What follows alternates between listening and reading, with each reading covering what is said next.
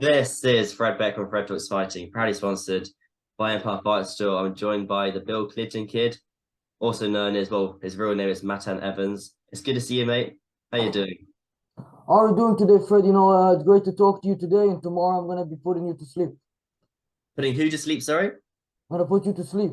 Put me to sleep. Well, why would you want to put me to sleep? I don't know. I don't like the look of your hair.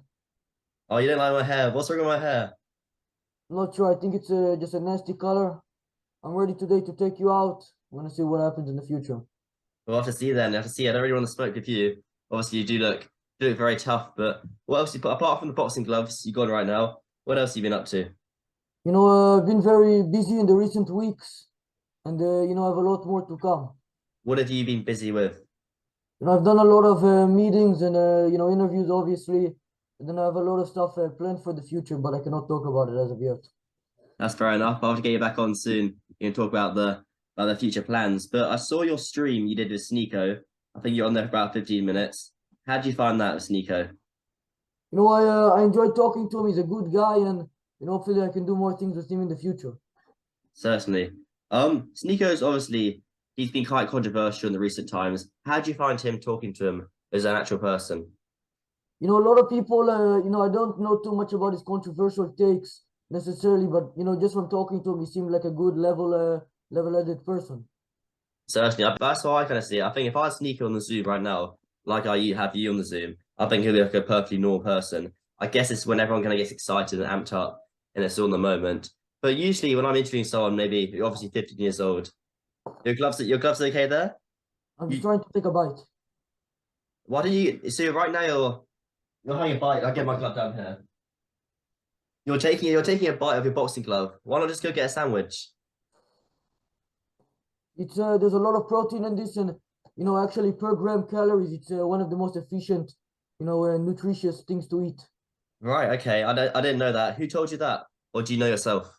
I made it up right now. Perfect.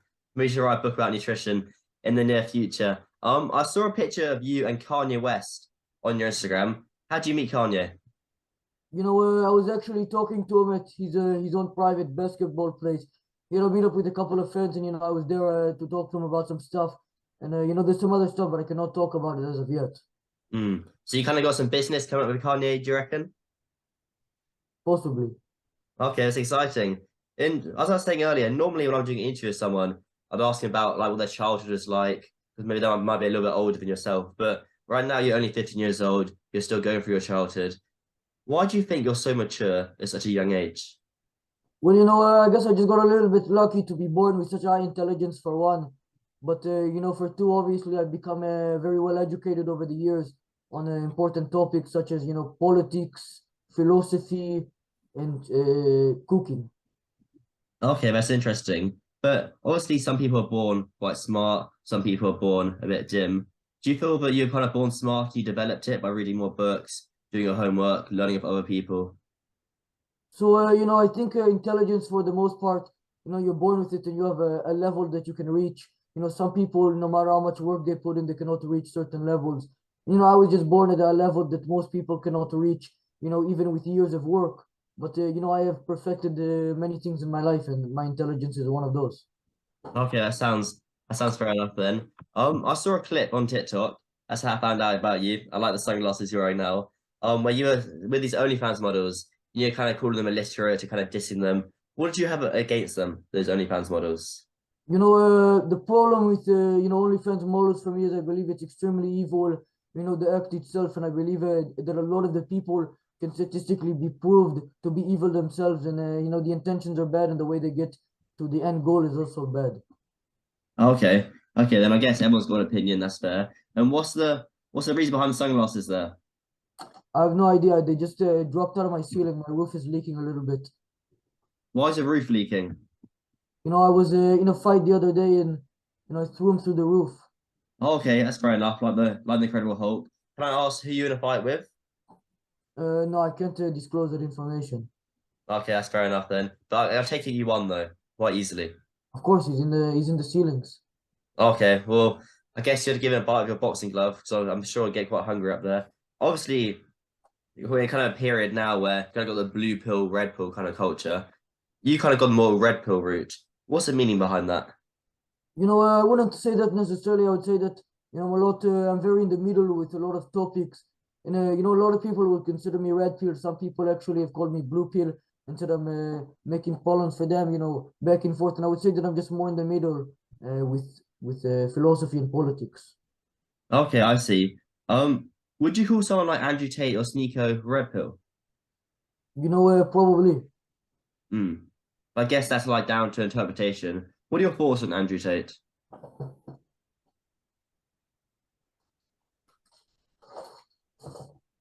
I believe Andrew Tate is a very interesting figure and that, there's a lot to learn from him as he's one of the most successful people, this year for sure.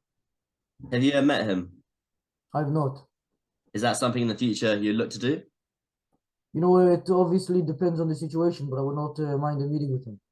Okay, that sounds quite interesting. Be good to be a fly on the wall in that. So I guess how you kind of your fame, your microphone okay there? You just headbutted it. It's uh, it's all good. That's good. That's okay then. All right. So I think how you kind of rose to fame, how you became more well known, obviously kind of through TikTok most recently and YouTube. But kind of the starting point was I've got it here written down in my notes when you kind of came on stage on those Game Awards and shouted out Bill Clinton. What was the kind of reason behind all of that? That actually, maybe did some of your information wrong. I don't know how bad your team is. No offense, but the starting point was actually, I think, back in 2019. It You're was right. You're right. No, no, I was going to get to that. I have done my research. The starting point was in 2019 where you went to BlizzCon, and it's also where you went to an NBA game and you wore a free Hong Kong t-shirt as well. right. I have done my research. Don't worry. Right. So that was the starting point, and then around 2021, I stopped posting for a little bit as there wasn't much news or information to continue posting about, on my YouTube and my Twitter. But as of recently in the December of 2022, I actually took up on stage at the Game Awards and made one of, if not the most important statements of the last 100,000 years. Okay, I can see how you might think that personally. That bit a tweet went out a bit like a day later or a couple of days later about you being arrested. Were you arrested there, or was that just hype? The tweet was actually made by the owner and the guy who sets up the Game Awards, Jeff Keighley. I think it was made only about 30 minutes after, I had actually been arrested. I don't think I can talk too much about, the legal situation, but he is obviously a good, reliable source of information. Okay, that's fair enough. I understand you can't talk about that. Um, I found this quite interesting. You have a dislike for Hassan Piker, the I hate streamer. him. Where does that come from? It comes from the fact that his mind has been completely indulged in nonsense and evil and craziness. He sits there like this. He has similar hair to me. He's copying me. He thinks he is me in a sense because I have such high intelligence, and he probably believes himself to have a high one as well. And I think a lot of his takes, a lot of his opinions, and a lot of the people he surrounds himself with are just indulged in evil that he has put them into. But if he's been doing kind of YouTube and kind of streaming for a long time, how is he copying you? Because I am just a better version of him. But if he's first, wouldn't you be the one copying him? Not necessarily, my content is not similar to his. And if we are to take this from a logical standpoint, my hair has been like this for maybe 2 years now. His hair has been like this for a year now. So he's trying to copy my appearance as well. Okay. In your hair, I do like your hair. I like when someone's hair is different. Is it hard to maintain your hair like that? Not really, just have to take a shower every couple of months and it will stay good and clean. So every couple of months you have a shower. So if someone else is living with you, wouldn't it get quite smelly? Not necessarily. I can make sure that I don't smell through other ways. I will go outside, take a walk, roll in the dirt, and I will come home smelling like the nature, and everybody will be pleased.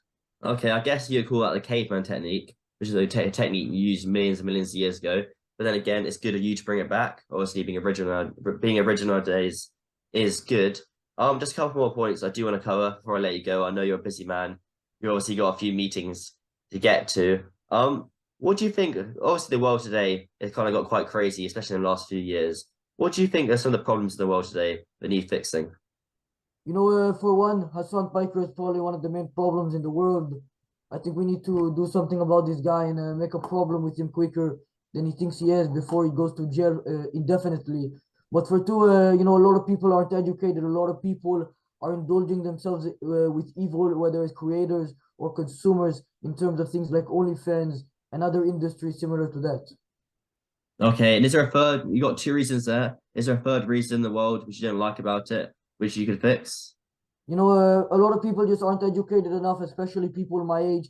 They're spending all their time watching TikToks, Instagram Reels, YouTube Shorts, Bumble Notes, and all of this crazy stuff. And I think they need to indulge themselves more into reading important books, such as the one I have right here.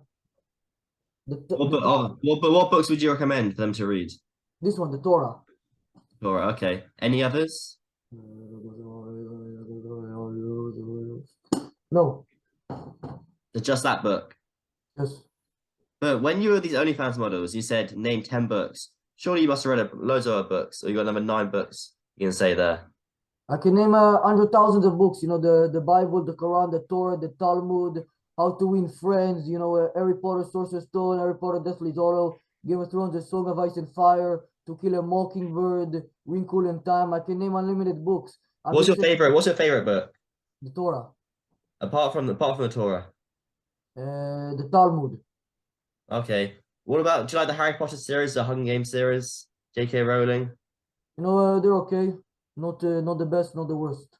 Okay, medium. Okay, I see you coming from there. And when you're doing that stream with Sneaker yesterday, I got a little bit confused at the end where he said, "I'm gonna go give out broken cameras to homeless people on Hollywood Boulevard." What do you mean by that? Was there some sort of meaning? I didn't really understand that part. A lot of people aren't doing enough to help the homeless community, and in Los Angeles, there is such a significant amount of homeless people that are not being helped in an important manner that I thought I should take it upon myself and help them by giving out broken cameras. Okay, that's I do appreciate you helping the homeless. That's a very, very kind thing to do. But how would a broken camera help a homeless person? Let's say they can sell the parts of the broken camera for about $3 to $4 a piece. They can then invest that into the Nasdaq, and then depending on the influx of what happens, maybe they will have $10, and then with the $10 they can buy 10 watermelons. They'll sell them for $2 a piece. Now they have $20, and they'll keep flipping items from a grocery store on Hollywood Boulevard where they already are until they have a couple thousand. They'll get an apartment, they'll get a job, then they'll buy the business, and then they'll have millions of dollars.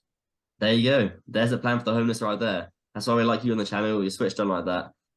Just common points. I do see a lot of criticism in the TikTok comments and on the YouTube comments about this fake accent. What are your thoughts on that? How would you respond to those people? A lot of people say it's not real. We can look at my videos from back in the day. I didn't have it, but obviously I've been developing it for, well, my voice has been changing for 3 years since those videos, for one. And for two, I've been vigorously developing this accent for over a couple of hours now. A couple of hours. Right. But you've done loads of YouTube videos and you've had this accent for a while now. And Right. those YouTube videos have been longer than an hour. I know I'm just losing my mind a little bit right now, and the time is getting mixed up. Okay, that's fair enough. Different time zones, I guess. And one important person we missed out here is Bill Clinton. So why are you such a Bill Clinton admirer yourself? I love him because, as a citizen of the United States, I believe that not only was he the greatest person to ever lead this land into, this prosperable times of 2001, but I think we need to look at him from a more logical standpoint as the most truthful and honest man to have ever existed. Have you ever met him? No. Do you think you're more likely to meet Andrew Tate first or Bill Clinton? Probably Andrew Tate. Okay, so yeah, Bill Clinton will be hard to get hold of. But I appreciate you coming on. I'm sure you got a few things to get off to. What do you got on for the rest of the day? What work have you got? I actually have another interview I'm going to be doing later today. I don't know if I can say who. I don't know if I can say who it actually is with yet, but I'm gonna have a couple of things, and then I have to set up a couple of things for some upcoming days. All right, that sounds pretty good then. Well, I appreciate you coming on the channel. I'm gonna look forward to getting you back on in a few months' time, but I do appreciate your time. Thank you. All right, you have a bad day.